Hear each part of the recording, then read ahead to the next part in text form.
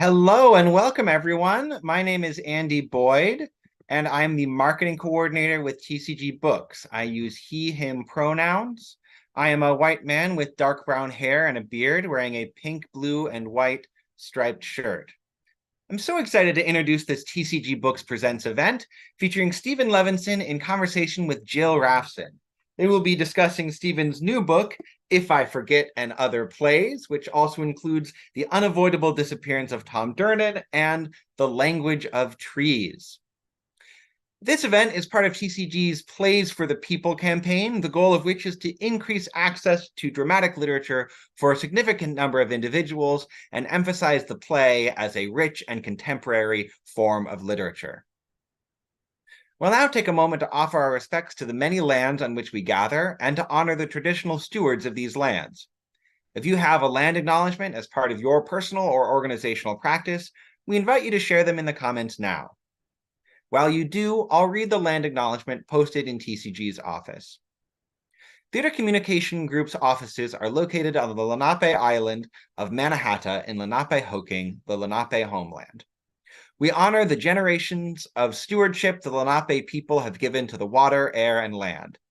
As guests, we pay respect to the Lenape peoples past, present, and future, here in their homeland and throughout the Lenape diaspora. While acknowledgement is important, it is not enough.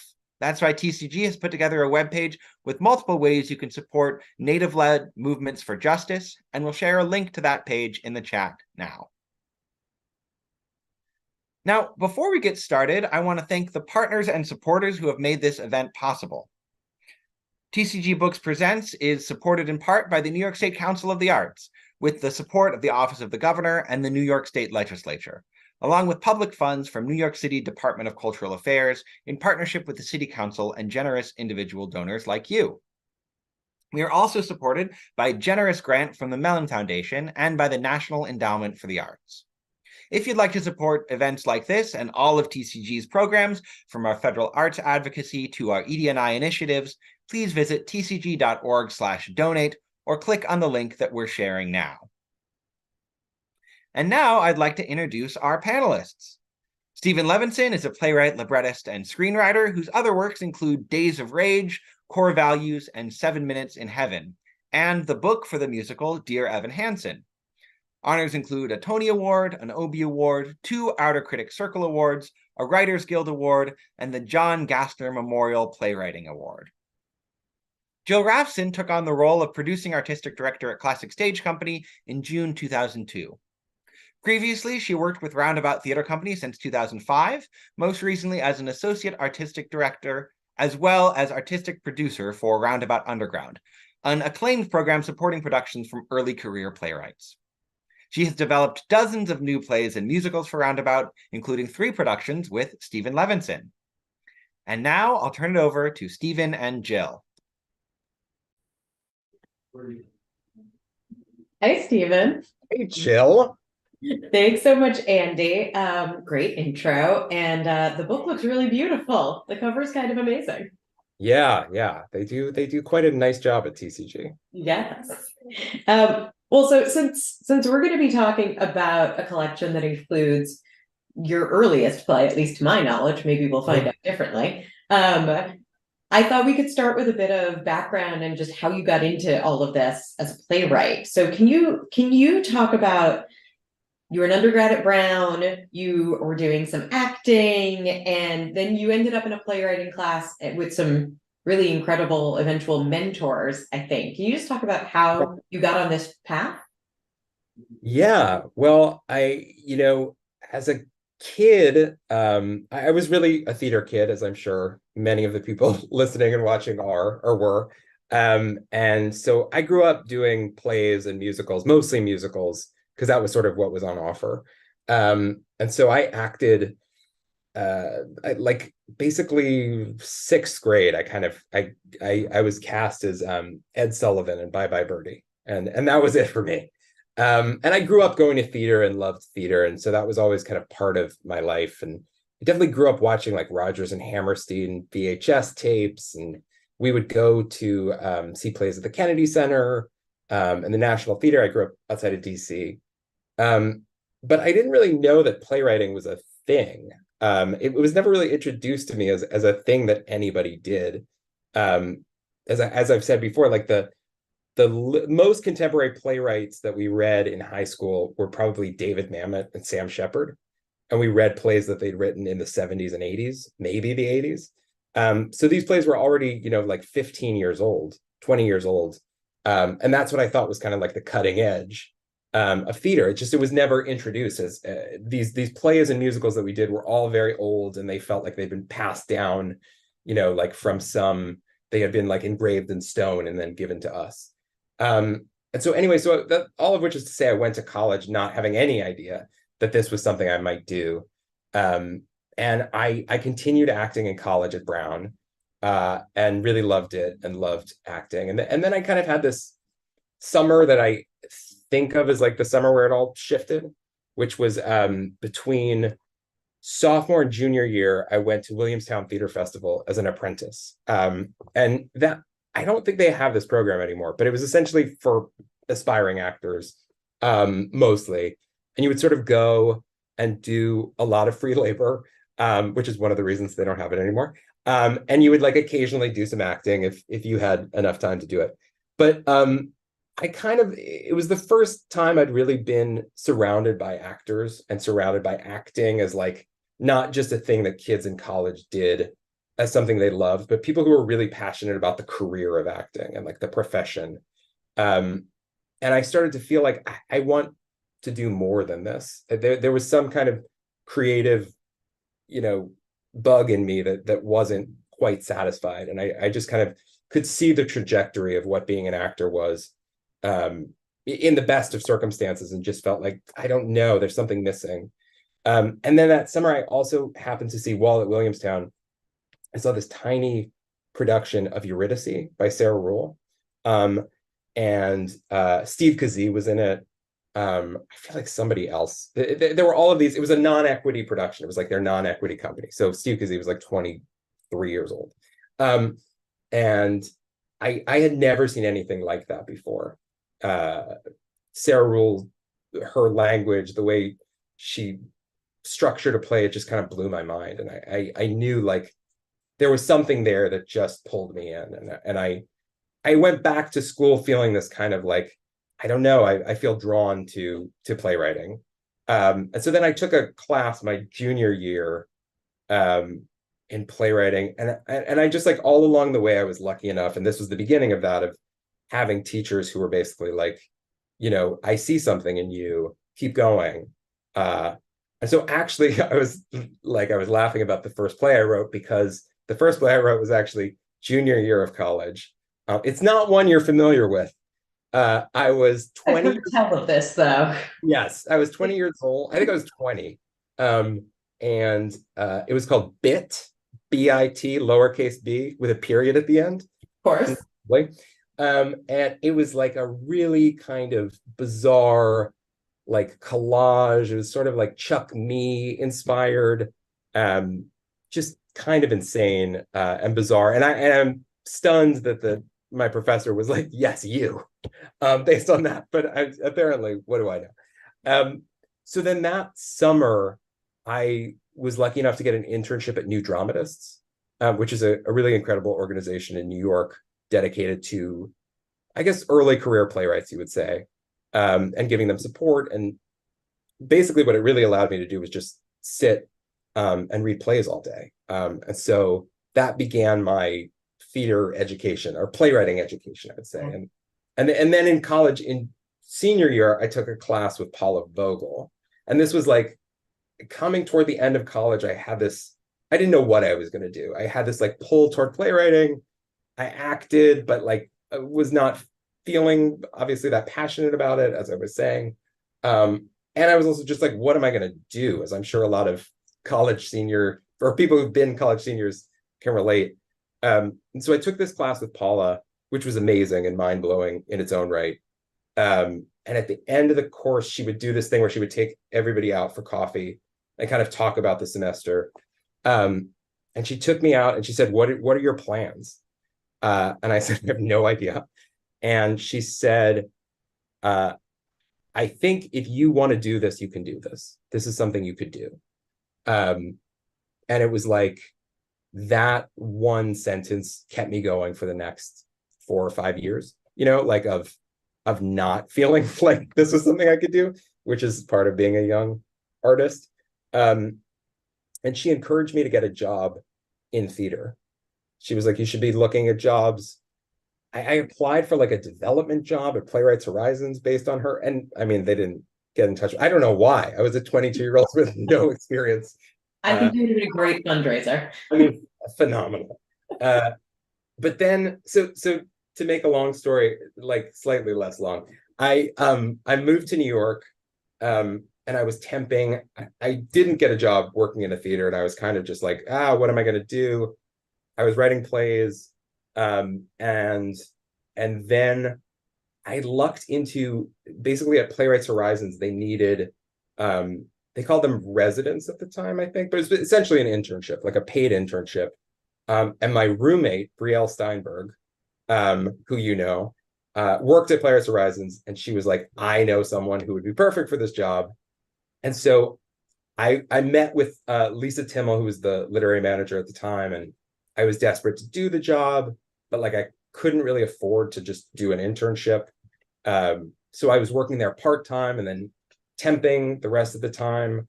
And I just happened to like get incredibly lucky, and Lisa unluckily was leaving, kind of unexpectedly. But because she was leaving, the only other person that worked in the literary office was Carly Mensch, who is now, she co-created the show Glow.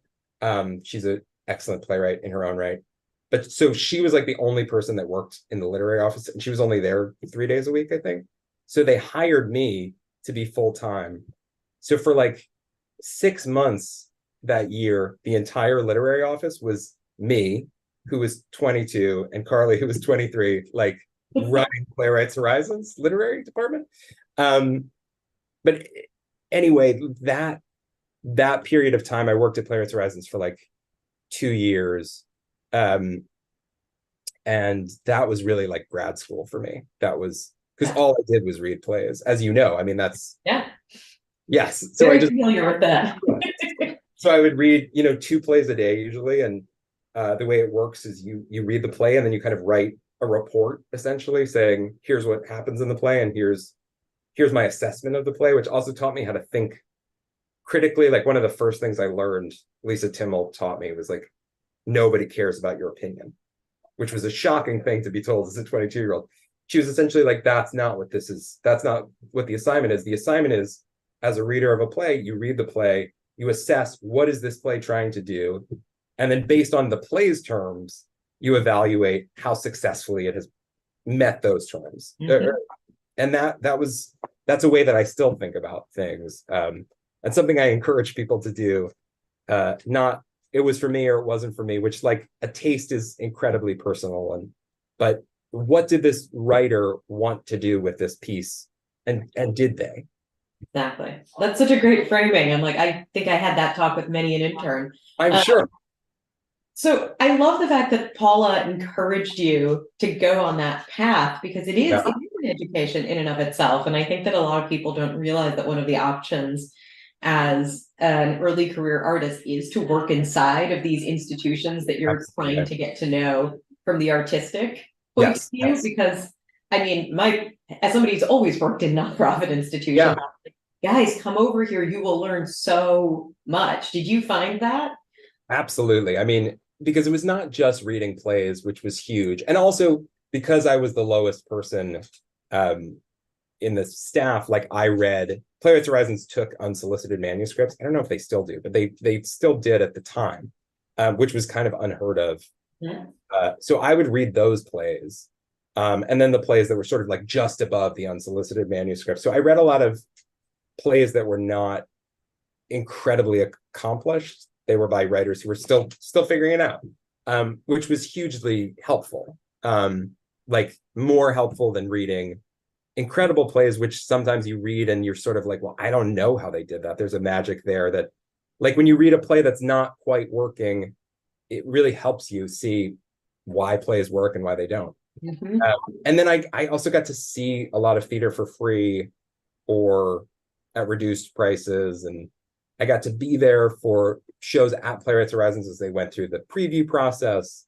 The whole thing was helpful, and also I'm like just seeing how an organization operates kind of demystifies it in a lot of ways. Yeah. And you realize it's just kind of a group of people trying their best to put on the best work. Like it makes it a little less frightening.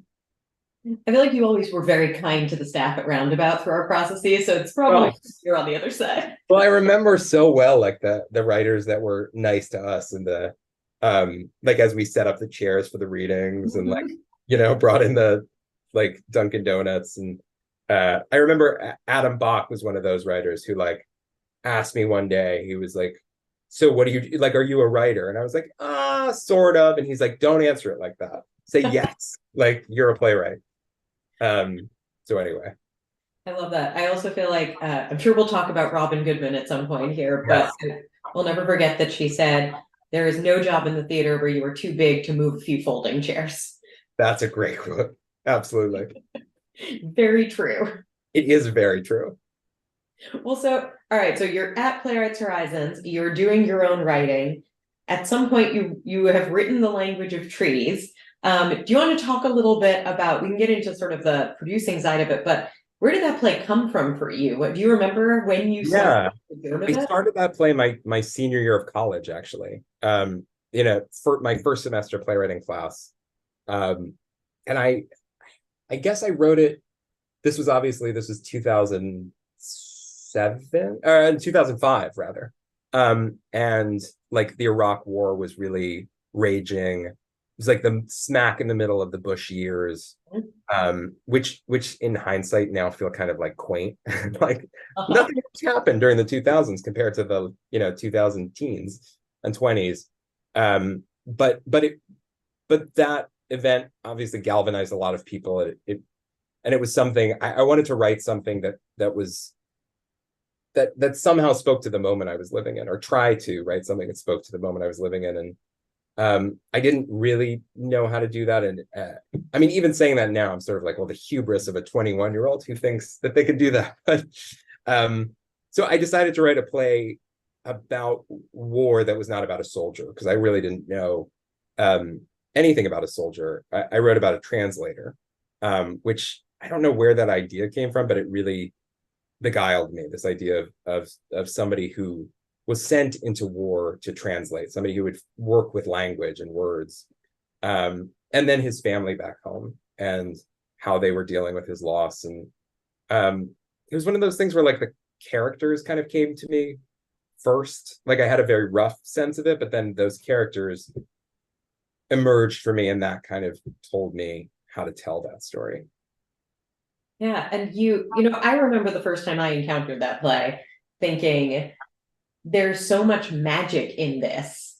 And it was an ambitious play Yeah, for so early on. And it's sort of, I'm glad that you stuck to your guns and just tried these ambitious ideas. yeah. You ever feel like as you were, sending it around and trying to get people's attention, like what were your feelings like of like, am I doing this? Is Paula Vogel right about me? Yeah, I mean, those were difficult years. Like they were really hard. I mean, I look back on them really fondly now because they were filled with so much excitement and energy and like that hunger that you have when you're a young artist. But at the time it sucked, and like for all of the yeses, I ultimately got on that play. I got a lot of no's too. Like I this agent who I will not name had offered to read the play, like, and I thought as sort of a favor. Like she was like, I'll read your play and I'll let you know what I think. And then I got back a form letter from her assistant. Like I was like, well, okay. So that was a bummer. But so there were like those things. And actually something I always remember from that same coffee with Paula Vogel is I was like, how do you deal with rejection? And I was like, you probably don't get rejections anymore. And she said, I get rejections all the time. They're just a little bit nicer. Like they're a little bit nicer when they say no. So I've remembered that. But yeah, I got enough yeses and I got enough maybes and enough people like you who read the play and said, I think you have something to say, or I think you have a voice, that encouraged me to keep going. And like, I remember that meeting that I had with you and Robin and Josh at Roundabout.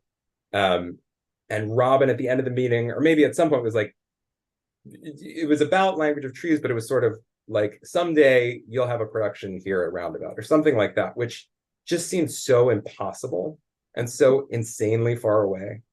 And I remember going back to work and being like, I felt like I had this secret that nobody knew, that like, Robin Goodman told me I would have a play at Roundabout someday. We had 3 so far.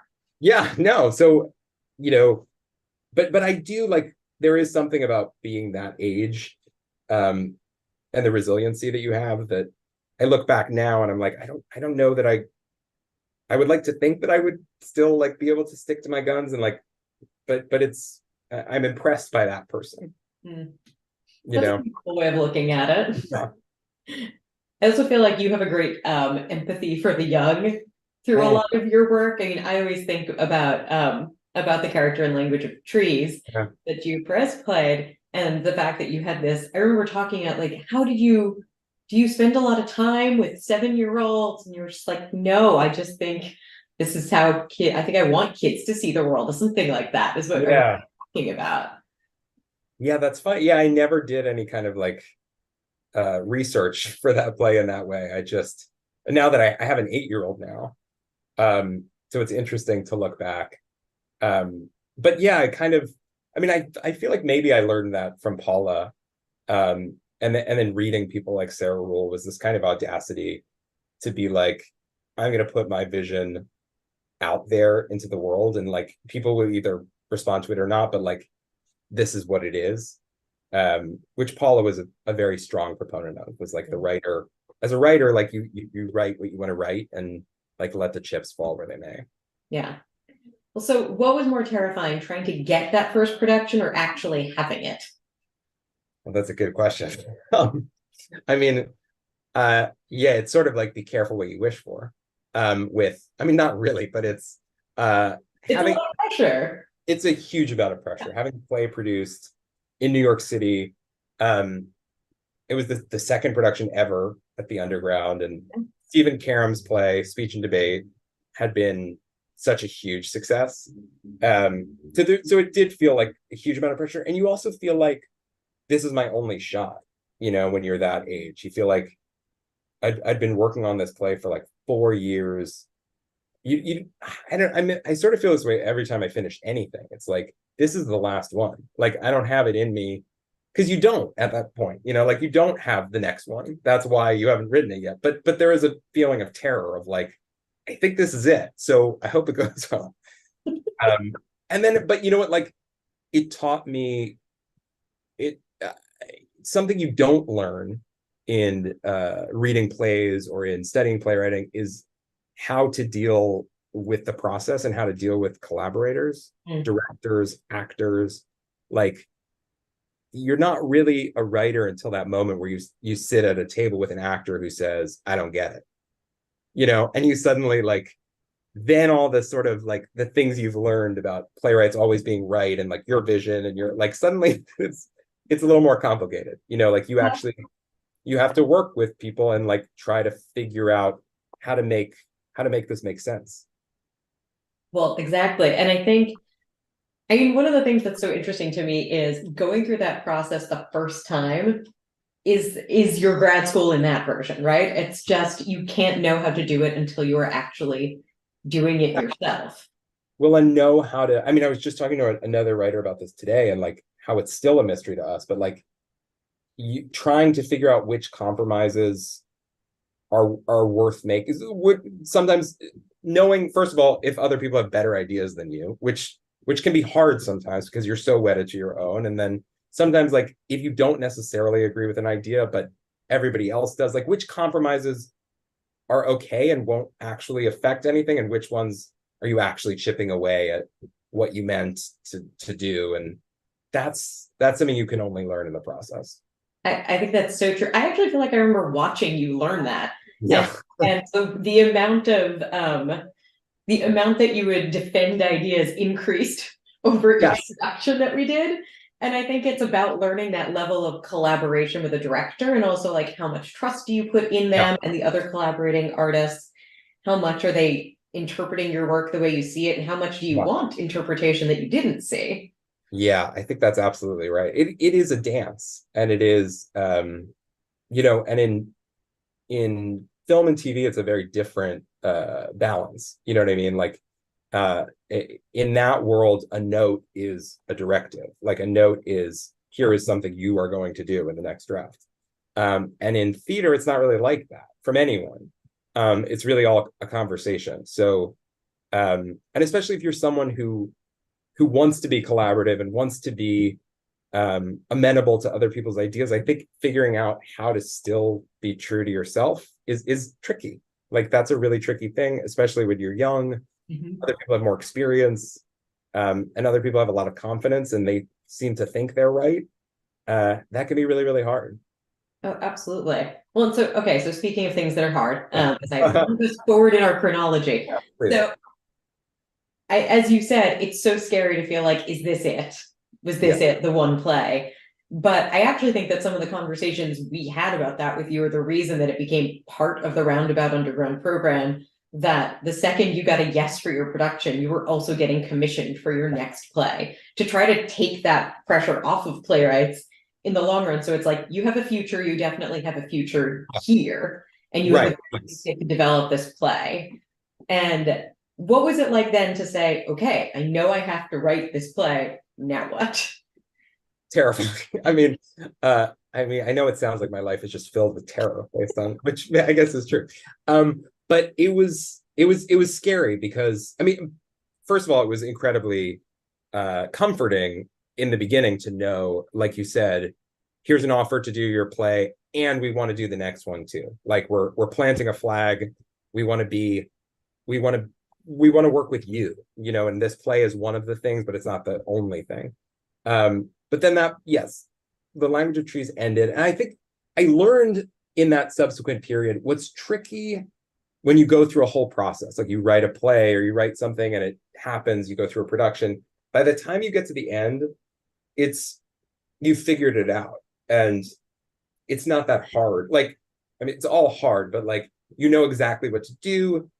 You're just kind of tightening things and making them better. And it's really hard to then start on something from scratch again and be like, ignorant again, not have any idea what you're doing, like know that what you're making is going to fall apart. And it's like, there's that, you kind of have to completely release yourself from that energy of, we're putting on a play, and go right back to square one of like, I don't know what it is. I'm going to be open to that. But I was not. I was really impatient and really desperate to be like, I have something to say. Don't get bored with me. I'll get you something new right away. And so I wrote a play really, really fast, turned it in really, really fast. I didn't really like it. You and Robin and Josh were gracious enough not to put it that way when you read it. But it wasn't what I actually wanted to write. It just felt like I have to write something because the clock is ticking. And so I turned in that play. And Robin was essentially like, why don't you do something? If you love this, then let's talk about it, but it doesn't actually seem like you love it. And so why don't you take some time and come back to us when you have something, and no pressure. And that was really liberating. And a really good lesson. And so I threw that play out, essentially. I put it in a drawer. I mean, I remember being in that meeting and saying to you, I can't remember who said what, but we were basically like, do you want to spend the next 2 years on this? And you were like, please don't make me. That's the thing. I mean, I'm something I have learned over my career so far is, if you don't like doing it, that's a good indicator that you shouldn't be doing it. Like if it's no fun to work on something, like this process should be fun. There should be, like, you go back all the way back to being a child and coming up with stories to tell. Like that part of your brain is what should be activated. So if it's a like drudgery to put it together, it's never gonna not feel that way. Yep. And I've learned that more than once. I would say when you try to force yourself into, oh well, this is the right thing to do, this is, and you can't actually make that work. Right. You can't trick yourself in that way. You really can't. Well, and so you went away for basically a year, I think, That's and right. then you came back with the unavoidable disappearance of Tom Durnan. Yeah. And that was, again, and like, I mean, what's interesting is thinking back now, like that play was really hard to write too. It wasn't that it was easy, like I remember on all projects, you have those days where you're just like, this isn't it, I'm not getting anywhere, I'm stuck.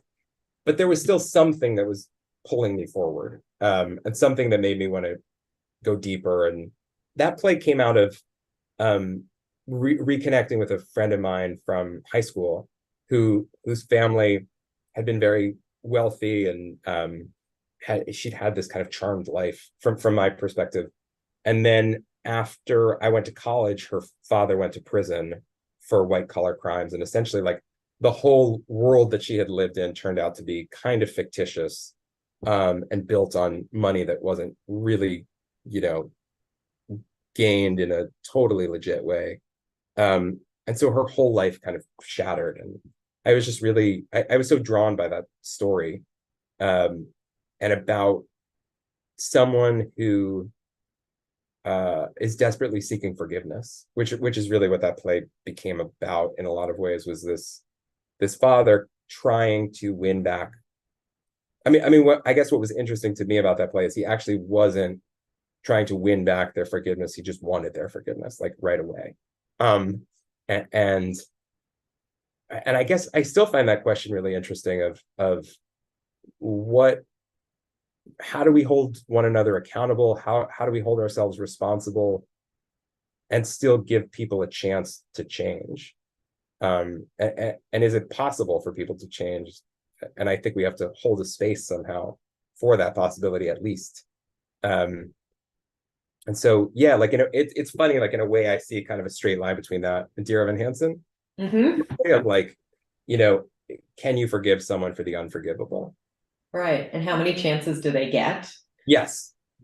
And as a culture and as a society, we're asking that question. We've been asking that question very a lot over the last several years. Have not answered. I mean, it's a probably an unanswerable question. It's one we keep having to negotiate is, what are consequences, and can people be forgiven?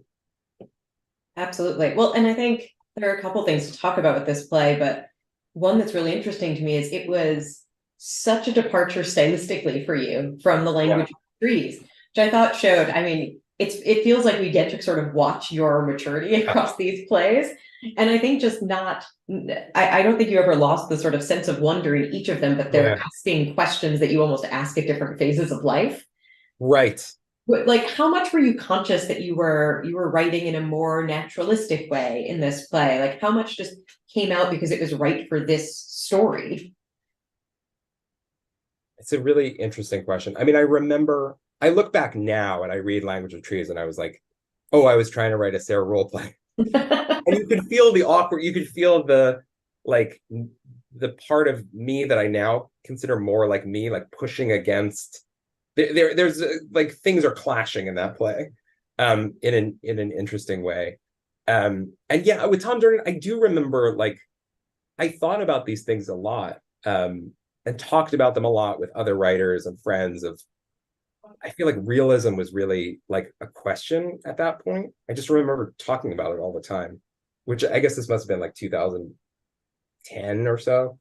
And there were new writers like Annie Baker, I think of, like these writers we had this moment of like a lot of lyricism and poetry, and then this newer kind of more like sparer realism, which is not like that reduces, I think, what Annie's doing, which I think is more than that, but like it felt like this question was on the table of like, right, that spectrum was becoming clearer. Yes. Yeah. And I was eager. I think I felt like the magic was a bit of a crutch for me. It was a bit of like a get out of jail free card. Like it kind of saves you from having to do dramaturgy sometimes. And so I was eager to see if I could do without it. And I was eager to write a play that was really, I think something I learned in Language of Trees was I really liked working with actors, and I liked seeing what actors could do. And I wanted to write a play that actors would want to do, and that I could get to see great performances in. And so that was part of it too, was like, I don't know that I thought about it that way, but I wanted to write great roles, I guess. That's great. Well, and also that makes sense when you think back to those plays that you sort of came up reading, and what you must have seen as you were just reading play after play at New Dramatists and at Playwright. Some of the things that stick with you are just these indelible characters, and that's very attractive. And I think with Tom, you know, in a way, you were a little bit ahead of the anti-hero trend that we got in our golden age of television. Right, yes. And I feel like he's a much more recognizable figure now than he was when that play was first done. Yeah, that's interesting. I mean, I think I've realized I do approach writing still all these years later as an actor in some ways. Like I kind of like, you know, act it out as I'm writing in a really uncomfortable way, for anyone who's in the vicinity. But like, so I think on that play, I kind of allowed that to happen. I think I was like, on my first play, I was like, I'm a writer. And so maybe that's what I mean about writing roles, was like, I was starting to feel like, oh, I can write things that are like, I can channel that part of my brain. That makes so much sense. Well, and then thinking about writing for actors and working with different collaborators, somewhere in between Tom Durnan and If I Forget came Dear Evan Hansen. Yeah. Not a short process. No. And can you just talk, I mean, if you've spoken about how you grew up on musicals, like the form was unfamiliar to you, but I do think it's really interesting when playwrights do their first big musical, because it changes the way that you look at the process, because it is its own thing. Can you talk a little bit about what, I won't make you do the whole Dear Evan Hansen story here, because that is not in this collection. Yes. But what did it teach you about yourself as a playwright, and how you had to sort of shift or adapt in this other mode of storytelling?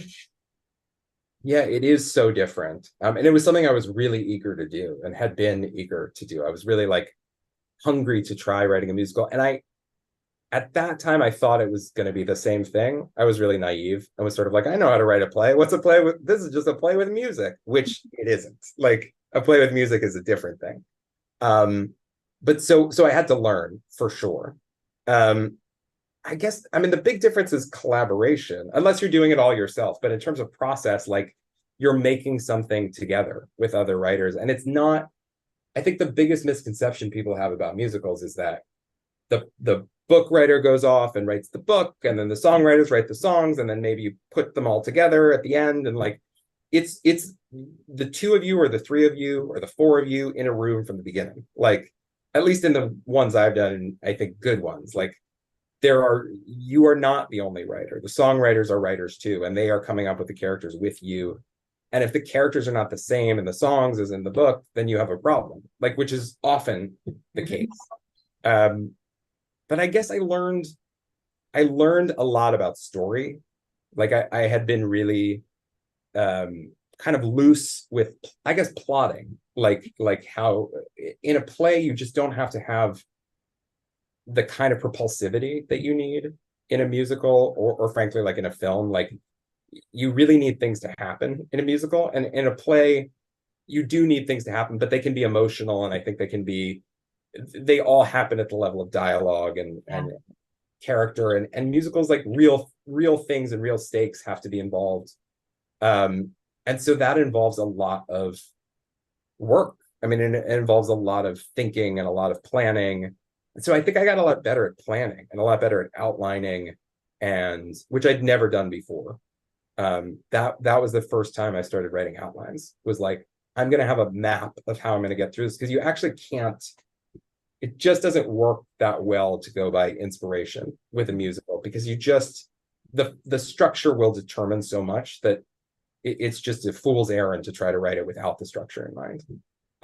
So I learned a lot about structure, I guess, and how to be economical. And yeah, I mean, I just really, the most amazing thing about a musical is the fact that it's not just yours, and that you create these characters and they exist on a certain level, and then suddenly they're singing, and like, so something that came out of your brain partly is doing something that you couldn't have thought of, which is just kind of mind-blowing. Like, it's really, there's something really incredible about that.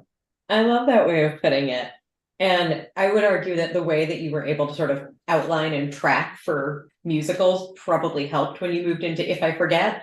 Yes. Because that the family tree alone of that, and Yes. sort of all the layers of history in that play feel very tied to that impulse to outline. Yes, they do. Well, it was also, I should say, like, this is also when I started writing for TV, which also like forced that kind of discipline on me. Came very naturally. Yes, it did. The discipline. I mean, I really enjoyed like having some parameters. But yeah, If I Forget actually began, because I was thinking about it.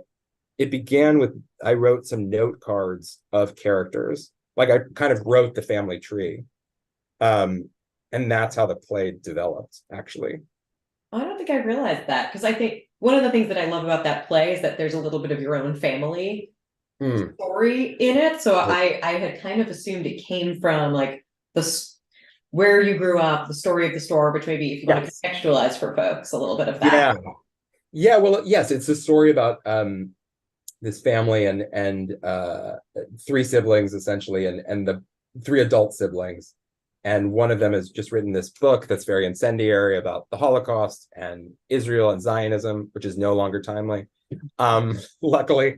But it's and then essentially in the background, this family used to, the father owns a store that has been in the family for about 100 years, and all of these things kind of come together and clash, but there are a lot of different threads and a lot of different, and that also takes a lot of time. I guess that's the thing. Like, the first draft of that play did not have the intricacy of the final draft, like, at all. Like, there were so many layers, and that's something you can only do through like the iterative process, which is maybe something else I learned with musicals. I mean, you just do it again and again and again, and you rewrite and you rewrite and you rewrite, and it does get better, like, because you keep finding new things, and the new thing you find changes this other thing, and like, so that was I think how that play came together, because that also took a long time. It did. I mean, I remember seeing a reading of that play that had, if people think that revising a play is just little tweaks and tiny edits, there was an entire, I can't remember if it was in a full scene or an act. No, it was a third act. And third act with like characters, some of whom New characters, yeah. Oh my gosh. And I remember thinking, this is extremely cool. And the next time I saw you, you were like, oh, it's gone. Well, that was an example too. That was a really good example of something where, like, I found that really hard to write, that third act. I thought the idea made so much sense, and then it was a real pain and didn't ever feel right. So like, I should have known, I suppose. It was still entertaining. Yes. Well, thank you. I know we're gonna have to switch over to audience questions soon. So one more thing I just wanted to bring up is you have worked with so many interesting and great and different directors over the course of each of these pieces that we're talking about. And I'm just curious about how those relationships have worked for you, and just what you look for in directors, because you really, I feel like you do a good job of like tailoring the person you work with to the particular piece. Yeah. Just right. It's just always this one. Like, you go, you find the right person for the material. Is that fair to say? Yeah, absolutely. I think, I mean, I suppose I'm looking for a director, like, I'm always looking for somebody with a dramaturgical eye who's going to help me make the thing better. Because these plays are never, by the time they're getting produced, they're still unfinished, by necessity. I mean, the process finishes it.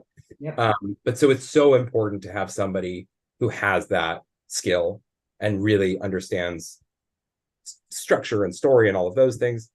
I really like working with directors who like working with actors, because I like working with actors, and I write plays, I think, that invite that. And so I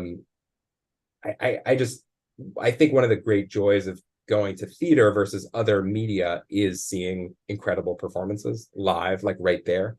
But I guess you're right. I think I do look for something different for each thing. But I think, you know what, it sort of goes back to the Playwrights Horizon things of like, I'm looking for somebody who gets what I'm trying to do and agrees with that premise. Like you have to be working on the same thing. And so that's kind of the most important thing, is like this is what I'm trying to do. If the director is like, I'm trying to do something else, that's where it's going to go off the rails. Right. You know? That's another part of the process, trying to navigate that in it. Yeah. And remembering that, like, I think the thing as a young writer is you're sort of like, I'm the writer, but like all of these people are artists too, and they have visions and they have ideas, and they might make yours better. Yeah, exactly.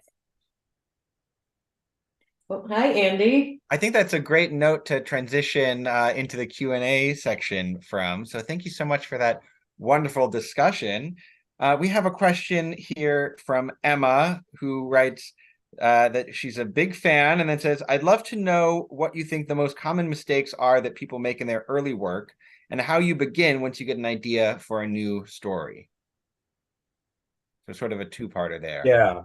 Well, I want to be careful about the first one, because I kind of think, maybe what mistakes did you make? Maybe that's because I was going to say, I think that's how you become a writer. I think you make those mistakes. I think that's the only way to do it. And I wish there was a better way. I wish there was a way that you could just emerge fully formed and fully knowing how to do it and knowing what to do. But for a while, it's not going to be perfect, and for a while, you probably will wear your influences on your sleeve rather prominently. And eventually you'll find your voice, but I think you shouldn't be afraid of making those mistakes. And then, I'm sorry, what was the second question? The second question was about kind of how do you turn that initial spark of an idea into a first draft, maybe? Yeah, I mean, that's a hard question, because I feel like I would love the answer to that question. I mean, I think for me, it sort of depends on the project. Like sometimes I just let it unfold. Like I just have characters in my head and I see them and I hear them and I just kind of start writing. Sometimes I have an idea for a story and then I might try to outline something, or not even outline, just like beats, as I would say, like just sort of a sentence. I think the most important thing, at least for me, is to start. Like I always say, like the hardest thing about writing is writing. And so the most tempting thing in writing is to kind of wait for the inspiration, or allow it.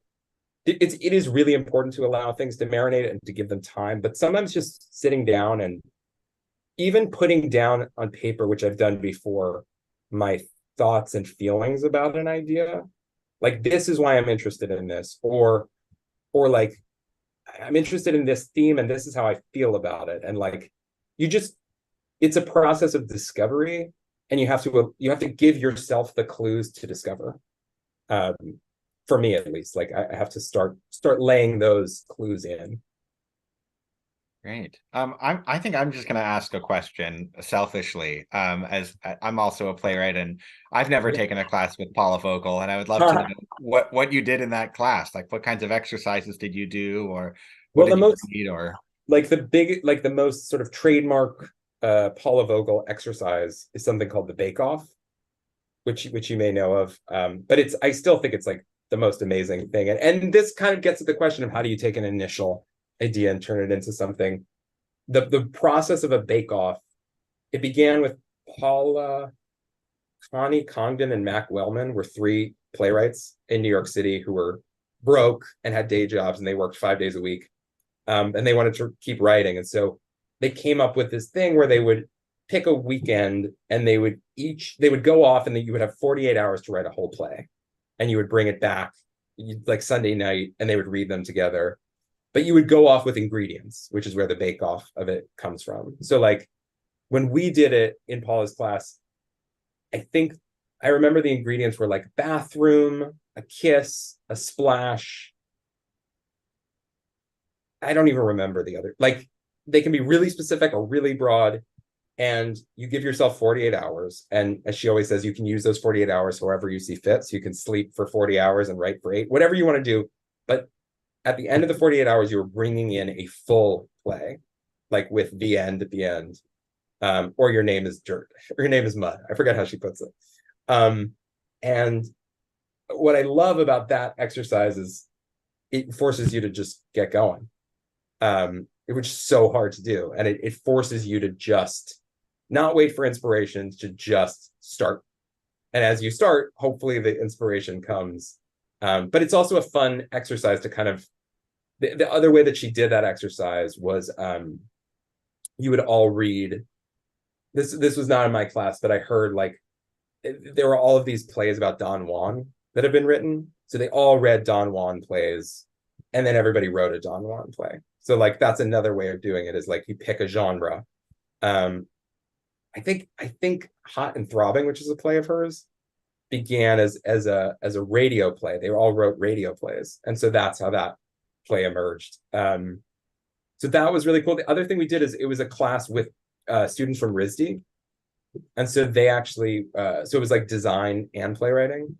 And so one of the assignments we did is they came up with a set first, and then we had to write a play around it, like a, I don't know, 20-page something, anything we wanted. But I think that's another great way of opening your brain, is to start with something other than your idea, or with other than your story.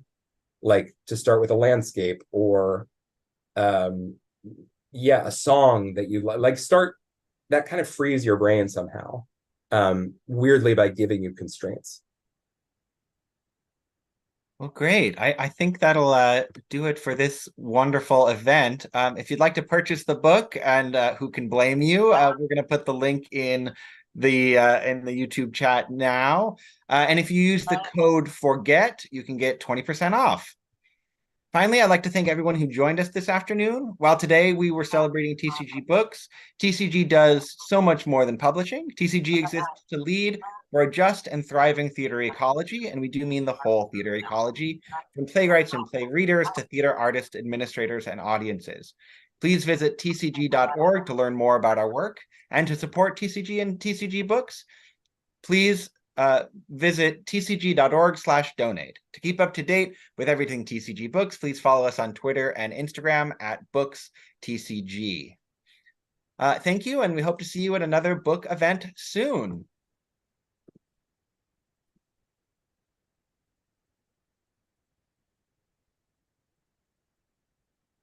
Radio.